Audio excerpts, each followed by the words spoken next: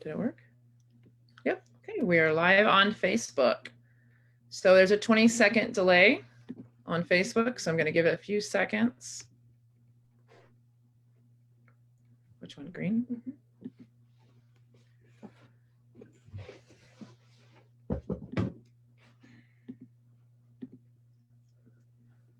All right, you can see me now, Annie?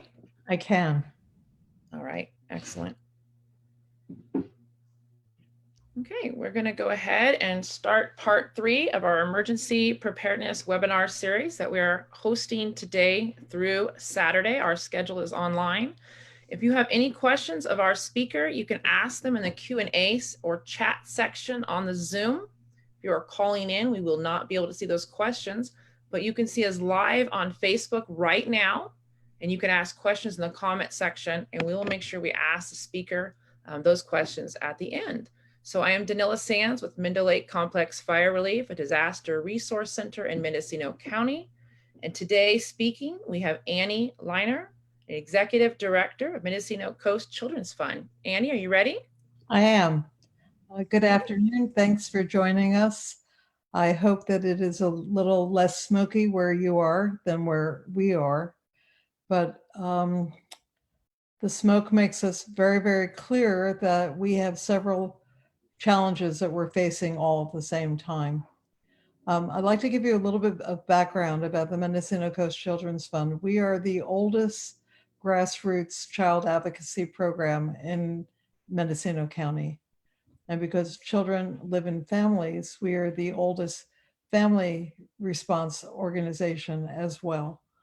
We're a grassroots organization that started in 1992. We're located on the coast. We basically started around a kitchen table of neighbors who were concerned about the fact that there were children who had needs that were not being served and not being seen. Since that time, 28 years ago, we have taken on several challenges. Children, of course, live in families and children live in communities. And for the last several years, our communities have been dealing with the impact of wildfires.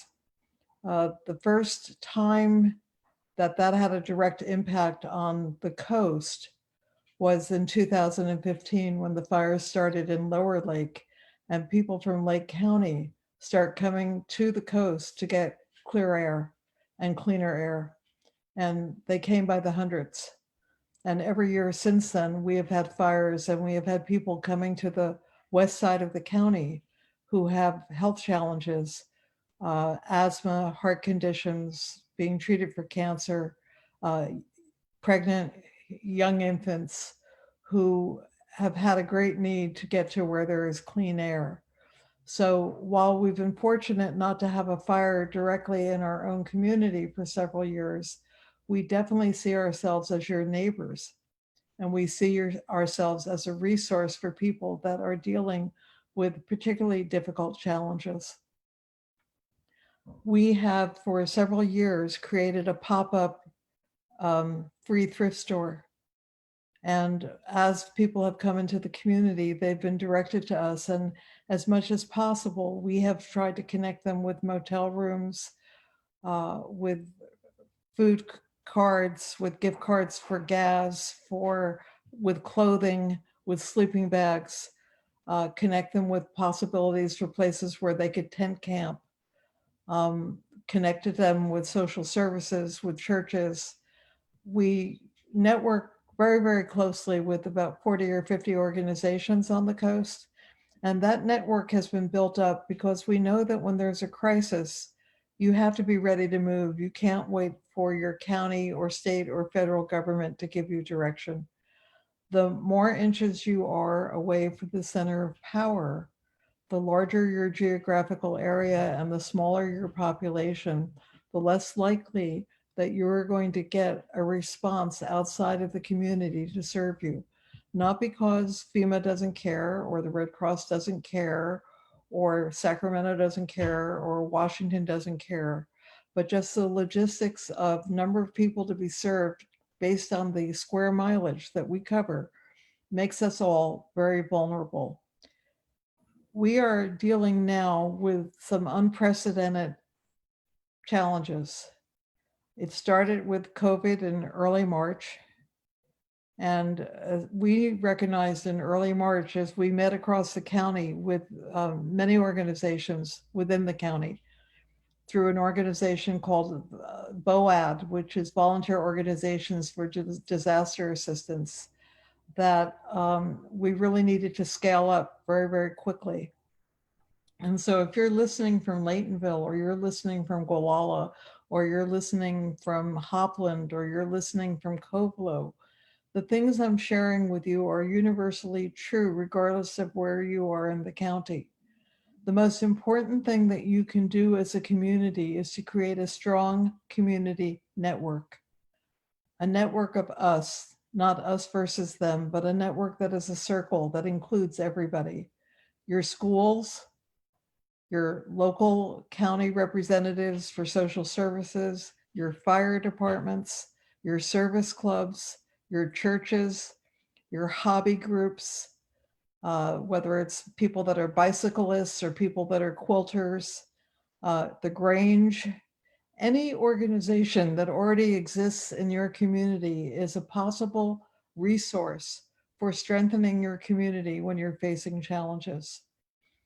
We have been working in our community, which is basically the coastal area of the 4th and 5th district from Westport down to Gualala and inland to Comshe, to make sure that resources are on hand ahead of time, so that when people are coming to here for relief from health conditions, whether it's from San Francisco, or whether it's from the Bay Area, or whether it's from Lake County, or whether it's from Potter Valley, or whether it's from Shasta, that we can be good neighbors. We obviously can't solve everybody's problems, but knowing where the resources are, knowing what a realistic solution is, really takes the stress off of people that are already incredibly stressed by the potential loss of their home.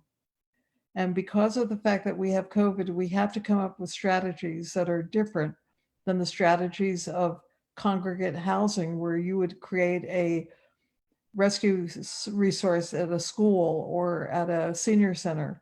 You know, we're very, very concerned about COVID transmission. People are concerned about COVID transmission. So one of the things that we have done in our community is to bring in a lot of sleeping bags. At least that way people can be protected to some degree from the elements of the weather, and have something a little softer to sleep on. We're in the process of acquiring tents. The tents that we've had have mostly been distributed at this point, but we're reaching out and trying to accumulate more tents. If you have a community that does a lot of camping, you might ask them to self-identify with you if they have a tent that they can spare or share because their house has been spared, and they realize that there's someone in the next neighborhood or down the street that might need that resource. In other words, categorizing and cataloging your resources ahead of time really is a very valuable thing to do.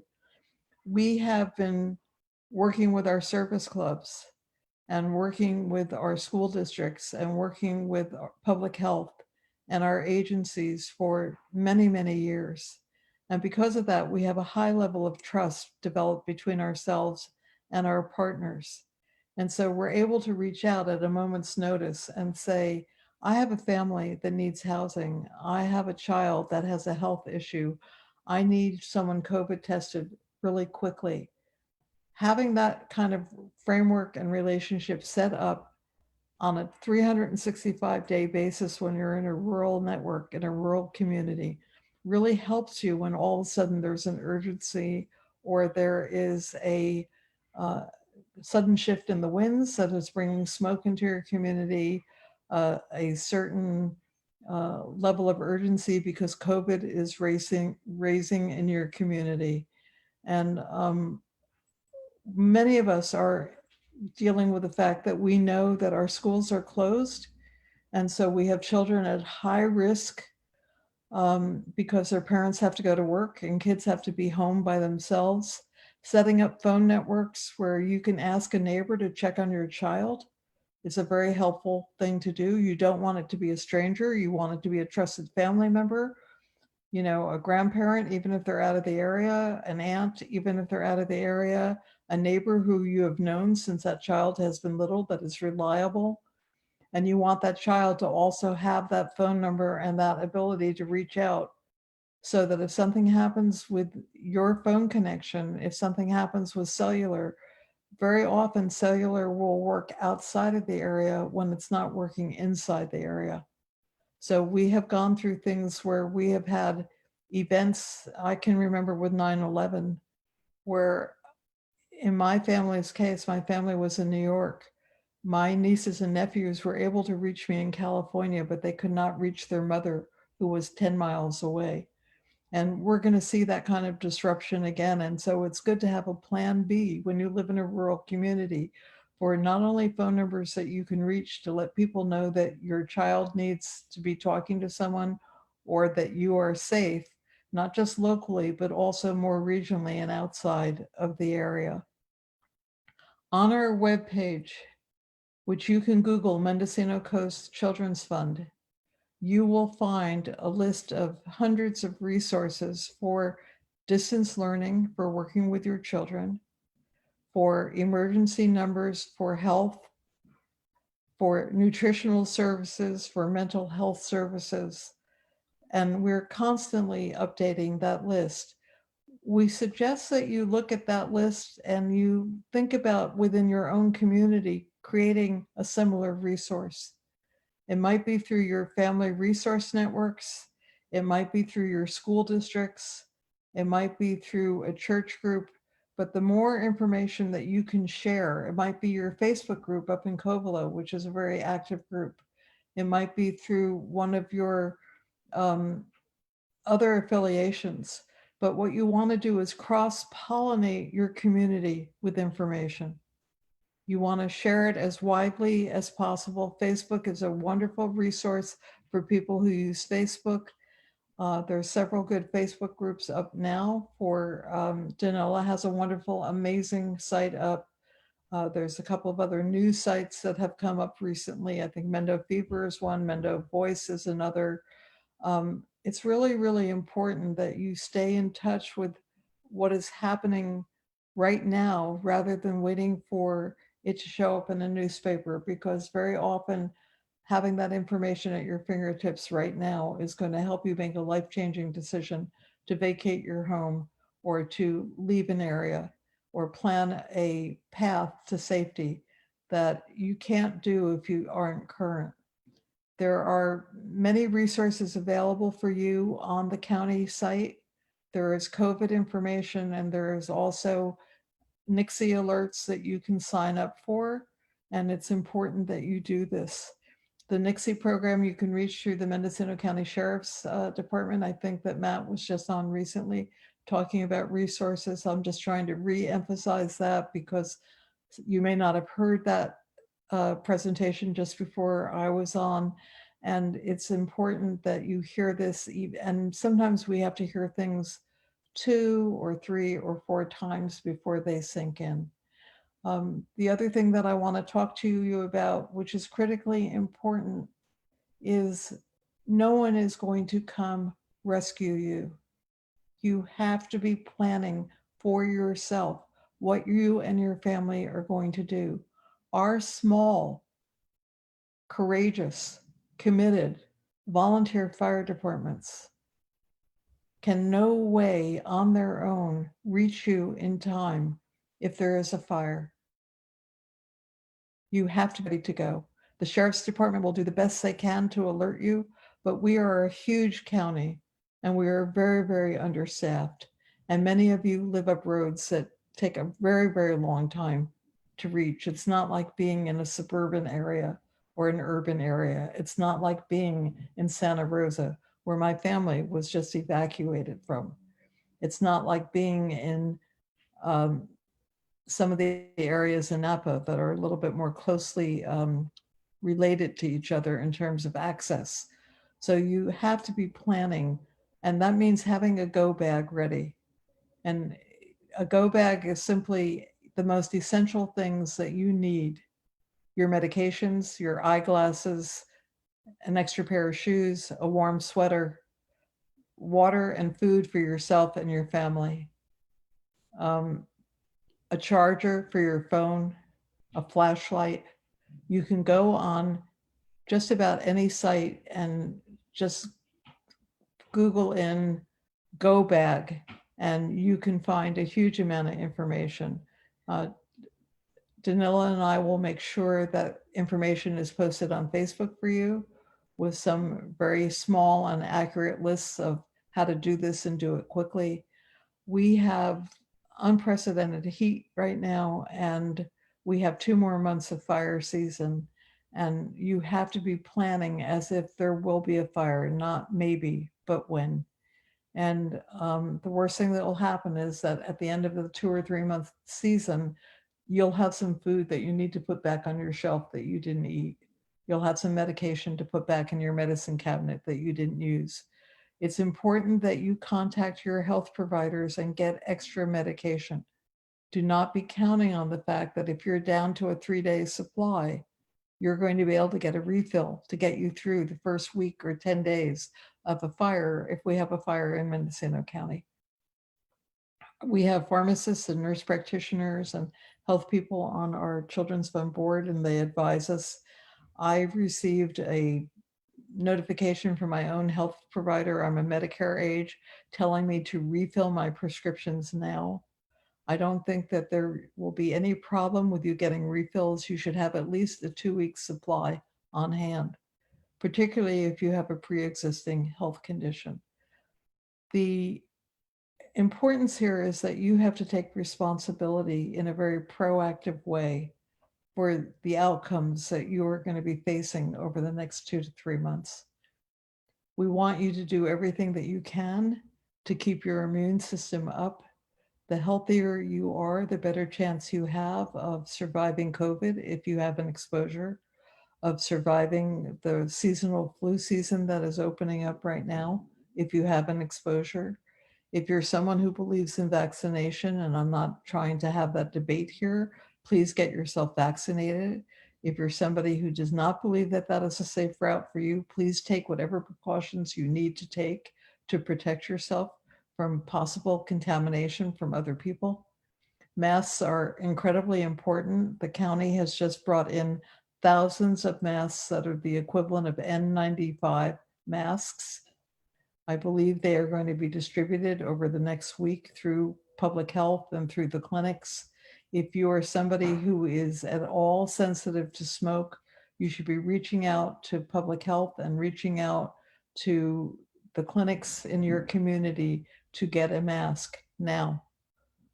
These masks are not certified for medical use within a medical facility, but they meet all the other requirements of an N95. And right now, the biggest risk to you, to be quite honest, is smoke. Smoke can do lifelong damage to your lungs. It can do lifelong damage to people in all kinds of ways. And so anything that you can do to protect yourself from smoke exposure is really important. And I will be posting things on the Children's Fund Facebook page and also sharing them with Danila about what you can do to protect yourself from smoke. The other thing that is a really effective solution to smoke mitigation is to buy a box fan, a 20-inch box fan, a 20-inch furnace filter that is rated at 11 or higher, and very simply attach that filter to the back of the fan, either with duct tape or with a bungee cord.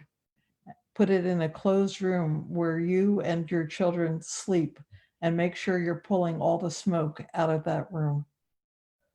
A lot of our housing is inadequate. A lot of us have housing that has uh, a lot of transmission of smoke that comes in through single pane windows or windows that are not well caulked or houses that are not well insulated. You can't change your housing at this point, but you can do everything you can to try and protect yourself from smoke coming into your home. So those are the kind of tips that I'm offering to you out of our 28 years of working in these situations. I also want to tell you that there is absolutely no reason for any of you to ever feel ashamed for asking for help. You help the whole community when you help yourself. The healthier you can keep you and your children, the healthier the entire community can stay, and the sooner we can get through the things that we're facing. There's a list of resources on the Mendocino Coast Children's Fund page. There's a list of there's a link right to Healthy Mendocino. You can also go to North Coast Opportunities. You can go to Danila's amazing page. I think it's Mendocino Action News. She will be able to tell you and chime in with that. I don't have that name memorized. I'm sorry. Um, if you use Facebook, just please try and get yourself enrolled in the Facebook pages that are sharing responsible information. Try and do everything you can to focus on your own well-being right now. It will help everybody. Um, Danila, if there are any questions, I'm more than willing to answer questions. Or if there's anything you'd like me to focus on, I'm more than glad to do that.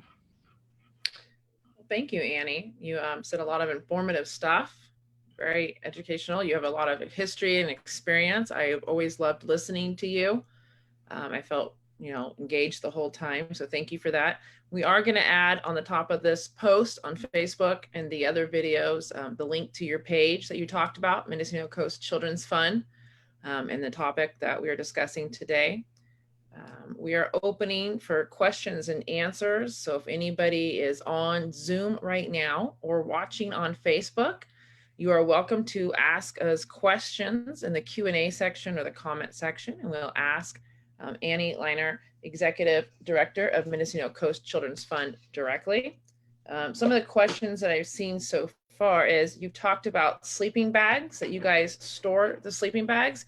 And that is for any type of disaster or individual emergency, I assume. And do you suggest that other counties do that as well? I do. We have been providing sleeping bags to children for 20 years. We normally provide them around November when teacher conferences happen, because if we can prevent a child from getting an upper respiratory infection and we can prevent them from having to go to the emergency room and be on an antibiotic or missing school, that $25 investment in the sleeping bag can save the community $2,500. Every day that a child misses school is about an $80 cost to the community, because schools are only reimbursed for when children are in the classroom. If a child has to miss school, the parent has to miss work. So you can see how that little sleeping bag can very often mitigate a much more difficult situation. Sleeping bags also create a safe haven for children when things are tense. And even though it's very hot right now in Ukiah, and a sleeping bag obviously is not going to add to comfort, later on in the year, it will add to comfort. We keep sleeping bags in the community to protect children from being cold, sleeping cold in the winter. We keep sleeping bags in the community so that if there is a emergency with an individual house fire, we have them ready to go to help people. We keep sleeping bags in the community so that if we have a pandemic, we have a fire of the magnitude that we're dealing with now, we can help people as much as possible to ease that situation. Sleeping bags are a really inexpensive investment. And we've been fortunate in that we've been able to partner with a sponsor, and they have provided many of our sleeping bags, but recently to us at cost. We have a wonderful relationship with a local Coast hardware store. They buy our sleeping bags for us at cost. I'm sure if inland communities talk to Freedman or Mendo Mill or any of your other wonderful business partners, they would probably be more than likely to do the same. Thank you. Some of the other questions are, what are some of the challenges for the coast? You already have the COVID implications of people kind of taking rescue on the coast, but now with wildfires in the past, I mean, maybe not all the time, but the smoke seems to be a little clearer over there. So does that cause any stress on you guys for your own resources? There's no question about it, but I would say that no more stress than it causes when there's a fire 5 miles outside of Ukiah. It's just a different kind of stress. We have historically had people come to the community to get out, away from smoke. And very often they're people that do not have resources. If they have resources, they're not coming to us. They're simply going to a motel and renting a room, or they're going to a B&B and renting space, or they're going to Airbnb and making a reservation. More likely what we have are people who are 8 months pregnant who have left Lake County because they know it is so dangerous for them to be in that smoke. And they have driven with their car and they have left at a moment's notice, and they get to social services or they get to a campground, and the first thing that happens is that person in our community says, get in touch with the Children's Fund, and they're referred to us. And we step in from that point. It's much more difficult this year because of COVID. And, but that's not going to stop us. We're still going to respond to people. We don't have housing for people. I want people to be aware of that, that if they're coming over here, we do not have motel rooms that the Children's Fund can provide. In the past, HEAP, which is a state agency, provided vouchers. We don't have those vouchers this year the way we did when the fires happened in Redwood Valley and Potter Valley. So we're a little bit more limited in what we can do, but we will still do everything we can to help. Thank you. So could you speak a little bit more about the people that assist at Mendocino Coast Children's Fund? I know that there's a lot of volunteers that help you guys. You did talk about the clothing that you offer. And sometimes you do outreach work when somebody loses their home to a fire or have another need, like you explained, the mother that is pregnant from Lake County coming over. What does it look like? Does it look like Red Cross where someone meets them? Do they come into your place? They call you? And these are mostly volunteers? So we work through a network of established agencies. We partner with our schools, social services, child protective services, the food bank, senior center, public health, our public health clinic. And we really try and stay in the background. In other words, we have them call us and say, I have a family that needs A, B, or C. I have a child who needs shoes. I have a mom who needs a coat. I have a family that needs medical mileage. And we make sure that that resource gets to that professional to deliver to that family. That's internally within the community. Those are for people that are already living here that need services. When it comes to refugees coming into the community, we have set up a free thrift store at Motel 6. And if somebody can self-identify the community that they have come from, and we can confirm that that area has a fire going, we're going to do everything that we can to serve them. We obviously don't want people taking advantage who are not in that situation. It's a judgment call on the part of our volunteers. If it feels that it's a legitimate concern of the person showing up, we're going to do everything not only to provide them with clothing or whatever the item is that we have on hand where we might be able to help them. We're going to refer them to the food bank. If they need other kinds of assistance, we're going to be the people that connect them with that assistance. We have a resource list that immediately we will be handing out to people so that they don't have to spend hours trying to figure out where public health is or where the hospital is or what the number is for the local sheriff's office. We want them to have as much ease as possible while they're in our community and being able to connect with resources. And that's really our main role, is to network people, is to answer those questions so that higher level professionals don't have to take the time to do that. We can do that so that the school principal or the head of the clinic or the emergency room does not have to get tied up with trying to do that kind of resource information. And it's a good model for other communities to follow. I'm sure, Danila, when people come to you, you have resources that you're referring them to because you're so well connected with everybody on your side of the county. And you know, much of the work that you do at your disaster center, we parallel over here on the coast. Thank you. Yeah, that's another question that people are talking about, the challenge that even though the coast is still considered Mendocino County, in some ways it's an hour and a half off, sort of like Covelo. There's this hour and a half drive out there. So some of those pose challenges, you know, like exit routes. And you've also explained the same thing that Sheriff Kendall had talked about, where sometimes evacuating people might be, you know, an hour, 3 hour drive, you know, up a hill or through the forest to get to people. So I'm sure your community is working with those sections, We have a outreaching. program called Hubs and Routes that are back road mapping of alternative ways to get off a piece of property, leave a piece of property in neighborhood if a main road is blocked. I'll send you that link and we can share it. I don't have it at my fingertips, but we've done a lot of mapping on the coast. The coast is 100 miles long. The coast is 100 miles long and 30 miles inland. And so we're talking about 3,000 square miles. I mean, our school district is bigger than some states. So we really are challenged over here. And I know you're challenged inland. And it's really interesting to me when the fire started near Oakmont and Calistoga, my family was not even allowed to go north on Highway 101 to get to family who could house them. They had to go south.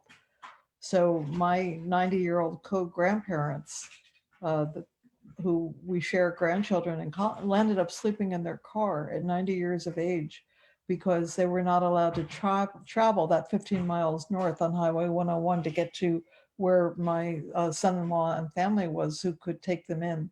So people really need to be understanding that when logistic decisions are made, your personal sense of logic is going to be overtaken by the decisions that emergency services are making. And you have to be resilient and you have to have a plan B. And you have to understand that they're looking out for the overall good of thousands of people. And your one individual situation is going to have to take second place to that decision making as they open and close roads and deal with logistics that are just hugely difficult under these circumstances. So again, having a go bag packed with water and food for yourself and your animals, having your medications, these are your responsibilities. And you take care of all of us when you take care of yourself by doing this. I thank you. I like how you emphasize on taking responsibility for ourselves and, you know, setting up the disaster plan prior to the disaster, because unfortunately we are in times where it's no longer become the quoted new normal. This is our normal. You know, this is what we need to Right. plan for. Several disasters. I also like how you discuss about the go bag. That is very important. And then one thing that kind of gave me chills when you discussed the New York incident and then the family not being able to get a hold of each other locally, but they can get a hold of a family member that was farther away. I thought that was very key, you know, that if you are having difficulty getting a hold of someone because of internet or challenges, cell phone here, if you have a way of having a point of contact out of the area, that everybody could, you know, get a hold of them. I thought that was very, very good. So is there anything else that you'd like to finish on, Annie, before we conclude? The only thing I can say is trust yourself and trust your neighbors and take everything that's happening politically in this country and put it aside. It has no relevance. It has no relevance to our community taking care of each other. For hundreds of years in this community, we have been good neighbors and we have been there for each other. And we never asked each other about your political position or what religion you were. If your car broke down, we stopped and we helped each other. And we need to get back to that. We cannot allow ourselves to be disrupted by things that do not benefit us here locally. Thank you. That gave me chills just listening to you speak. You have a wealth of knowledge, Annie, and I really appreciate you taking the time out of your day to speak with all of us here. If anybody is just joining us, this will be saved live onto Facebook, and we'll put it on as well. Next up, we have Thomas Prine from Rainbow Ag, and he'll be discussing generators and what works for you. So thank you, Annie. We'll talk Thank you. soon. Bye-bye. Bye.